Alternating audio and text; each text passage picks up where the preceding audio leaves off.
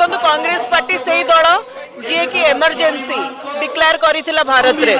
आउ emergency declare करिया को बहुत दिन हो गलानी किंतु एमरजेंसी डिक्लेयर करिया जो धारणा तांको मन भितर अछि सेटा तांको जाई नाही गोटे लोकप्रिय साधारण सीनियर सांसद को ऊपर राहुल गांधी जो ए अभद्र भाव में आक्रमण सेटा केवल ओडिशा नुहे भारत रे प्रत्येक नागरिकता को खंडन करुचंती क्रिटिसाइज करुचंती ता निंदा करुचंती गोटे सांसद जदि संसद भितर निज कथा रखि परिबनी ताले साधारण लोक कोन रखि परिबो कांग्रेस पार्टी रो एई भलिया डिक्टेटरशिप पई आ एई भलिया नीति पई निश्चित भाव रे लोक ताको प्रत्याख्यान करिसंती एटा गोटे भारी निंदनीय घटना गणतंत्र पई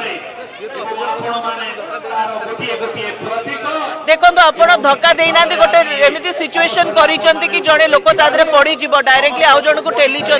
सो सेटा कौन तार